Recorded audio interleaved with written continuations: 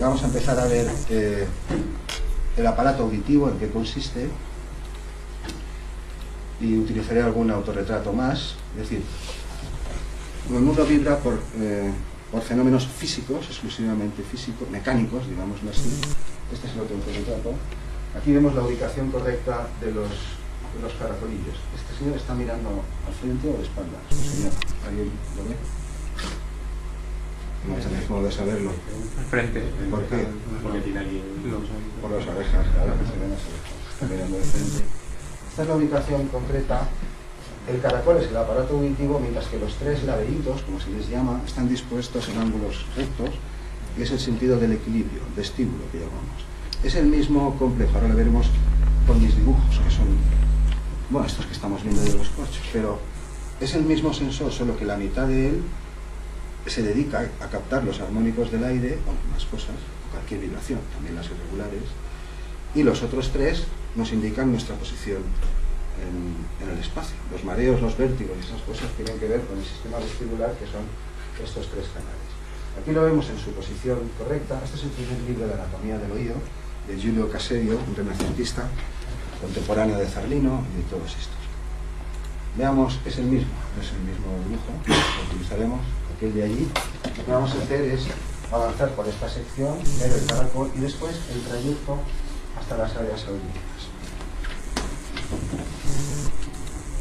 Aquí lo vemos, en rojo el caracol, la posición, el rosa es el tímpano. El tímpano lo único que hace es amortiguar la intensidad 200 veces. No hace nada. Me llegan 200 cubos de agua y yo los paso para apagar el incendio. El mundo vibra 200, el tímpano pasa 200. ¿A quién? A los huesecillos. Hemos ampliado esta zona y ahora estamos viendo los tres huesos. El estribo es el que al final presiona sobre la pared del caracol. Ahora veremos el caracol. Pero hasta aquí Manuel canta la, el tímpano vibra igual, pero 200 veces más débil, y empuja a este hueso, que a su vez empuja, a este hueso, que a su vez empuja el yunque, estribo, martillo, que al final empuja a este, y al final el estribo, que es el que está presionando sobre la pared del caracol, ese sigue transmitiendo el mismo número de vibraciones, 440, 440,77, lo que se os ocurra, pues eso.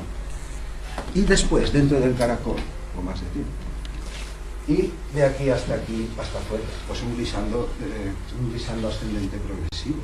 Es decir, dentro de la cóclea no hay octavas, ni quintas, ni series armónicas, ni nada, sino que hay varias filas, hileras, ahora mostraré alguna, de cilios, de estructuras celulares similares al junco del comienzo. Soy un cilio, ahora lo veremos, estoy plantado en mi célula y formo parte del caracol. Llegan 3 vibraciones, pues yo me doblo. Llegan 7, pues yo me doblo. A ver, llegan 12, ya no me doblo yo, se dobla mi vecino. Y así, pero no hay discretitud ni de octavas, ni de notas, ni nada. Es un continuo sin más. Hasta aquí, digo, hasta la pared del caracol, la transmisión del sonido, sea musical o sea, es mecánica. Mientras que a partir del caracol hasta el cerebro es eléctrica. Ese es el fenómeno que me citó Manolo, la transducción. No vamos a hablar hoy de eso, es un fenómeno todavía poco mal comprendido. Es decir, como una serie de patrones, impulsos, de vibraciones físicas, mecánicas, digámoslo así, numéricas, que se pueden computar, se codifican en señales eléctricas y químicas que viajan por las neuronas hasta su destino en córtex. Empezó primero no lo he dicho, pero lo digo ahora, sistema auditivo, 15.000 fibras, ahora lo veremos, sistema vestibular, 15.000 fibras más, es decir, cada cilio emite por debajo una neurona o un axón, y esos se trenzan y son los que viajan al cuerpo. Ningún nervio del cuerpo es una sola fibra, ninguno. Todos son trenzadas. ¿A cuál más complejo? Estoy describiendo el nervio auditivo, que es el que estudió Ramón y Cajal. Se las contó él. 15.000, si hubieran sido 150.000 a lo mejor no las sé. Pero por suerte son 15.000.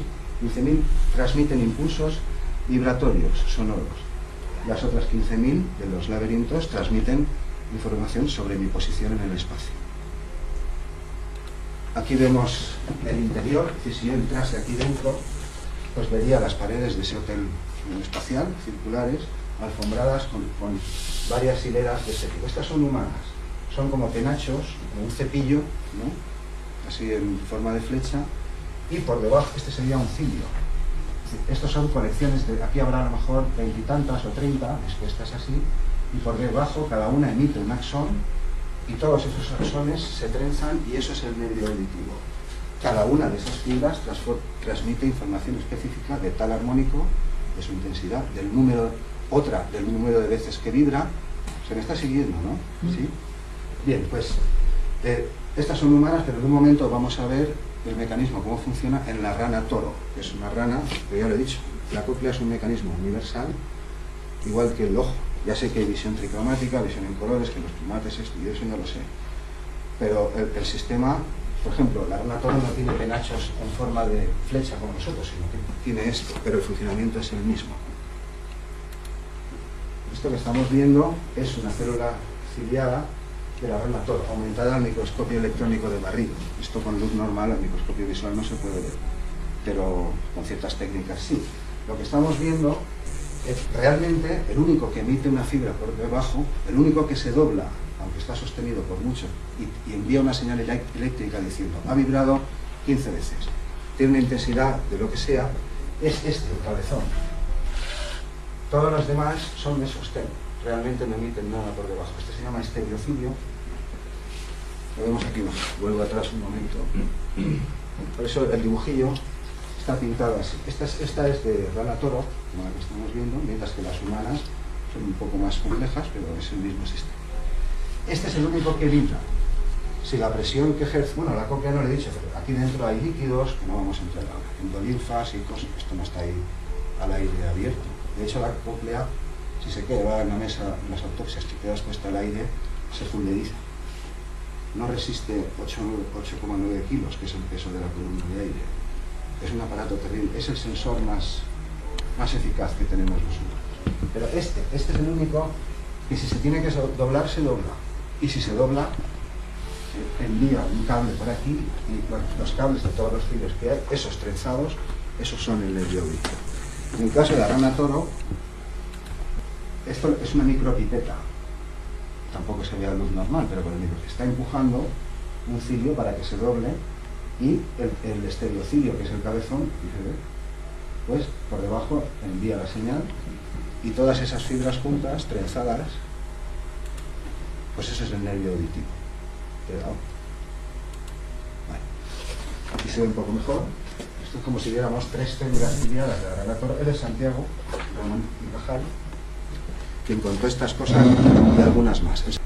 Hemos visto ya la transmisión mecánica en el aire, también en el oído medio, y a partir de aquí vamos a subir al cerebro, que también se llama oído interno, hasta su destino en córtex. Lo que voy a mostrar ahora es también oído interno. Oído interno es desde el caracol o cóclea, órgano de Porky, si aludimos a la estructura que hay dentro, hasta el destino.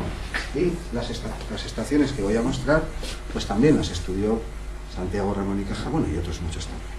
Es decir, desde la cóclea, desde que mi cóclea ya ha identificado cuántas veces vibra la orquesta con todos sus instrumentos, la frecuencia de sus sonidos, la intensidad y todo, y lo envía hasta que llega a córtex, hay al menos 6 estaciones de tránsito, es decir, relevos. Neurona toca a neurona, neurona toca a neurona, pasa la información, pero ya no por medios físicos y mecánicos, sino por medios eléctricos, por procesos, eléctricos.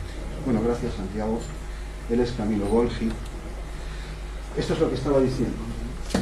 Tenemos dos cócleas, ¿eh? La información la capta cada cóclea, la envía al córtex contrario, y después a través del cuerpo calloso, que son 200 millones de fibras mal contadas, los hemisferios están separados, pero están conectados, claro, la oreja con la oreja, este fa de aquí con este fa de aquí, si no, esto sería un desastre. Pero aquí lo vemos, esto se llama estaciones de tránsito, el complejo olivar superior, tubérculos cuadrigéminos, en fin, no voy a entrar aquí ahora en el nombre. Si uno quiere saberlo, pues se busca un manual de anatomía del oído y ahí viene todo. ¿Qué pasa aquí en cada punto del relevo? Al menos 6, hasta su destino en corte. Pues la información pues es recodificada. Eso es como si yo para montar un robot, por ejemplo, o un juguete mecánico, no necesito tenerlo aquí físicamente. Es decir, podría dar instrucciones a cualquiera de los presentes y piezas diferentes, enviaros a otra parte, ahí a la rotonda, y ahí reconstruiríamos de nuevo. Los sentidos funcionan así, el oído también. Fragmentan la información que hay afuera, la envían por paquetes, por piezas, digamos así, separadas al destino, y el córtex ahí se vuelve a montar. Por eso decía antes, los trastornos se pueden producir a nivel del oído externo, que esto es, pues, en fin, que tiene el tímpano tocado perforado, pues bastante desgraciativo, son trastornos periféricos sin más trascendencia.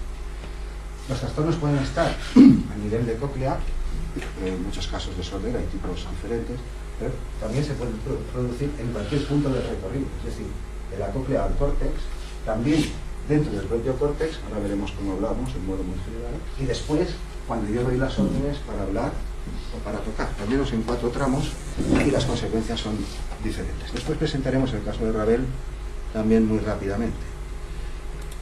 Esto resume un poco lo que decía. Aquí esto es como una sección coronal, se puede ir cortado así. Cada cóclea proyecta al lado contrario, y esto hay que tenerlo en cuenta. Las áreas auditivas están aquí, no aquí. Esto es la ínsula, el fenómeno de los sinestésicos, de Satie y compañía, que tiene una base neurológica real. Pero estas no son las áreas auditivas, es decir, el cerebro ha crecido y con la evolución ha chorreado, digamos así, se ha desbordado y queda también córtex interno. Pero esta no es la área auditiva, esta de aquí. Esta es de afuera así. Y ese nervio auditivo de la izquierda y de la derecha, cuando llega al esternocórtex, estas son las áreas auditivas primarias. Y aquí es donde llegan esas 15.000 fibras de la córnea. Pero alrededor, estos puntos se llaman áreas auditivas secundarias, y aquí hay al menos 12 áreas más. Algunas tratan la frecuencia, otras la intensidad. Pasa igual en la lista. Aquí detrás, que es donde vemos el mundo, hay al menos 32 áreas secundarias. Aquí hay trozos que responden al color, otros solo al color, otros a la profundidad, a la textura, al brillo, al contraste, a líneas verticales, a líneas horizontales, y solo a eso, a inclinadas 45. Están especializadas, al menos 32 en primates. En el oído no hay tantas, o no las conocemos todas, pero alrededor, en una corona alrededor de donde llegan las fibras auditivas, pues se tratan diferentes tipos de estímulo. Las consonantes no son como las vocales, la prosodia tampoco es como las vocales. El timbre, todas esas cosas son... El timbre supongo que se sabe, si no ya deberíais buscarlo y averiguarlo. No depende ni del material del instrumento, sino del modo como se inicia el sonido. Si es frotado, si es percutido, si es lengüeta simple, si es lengüeta doble, si es pulsado, si es plectro. Eso es lo que determina más el timbre. Y después el material y otras cosas.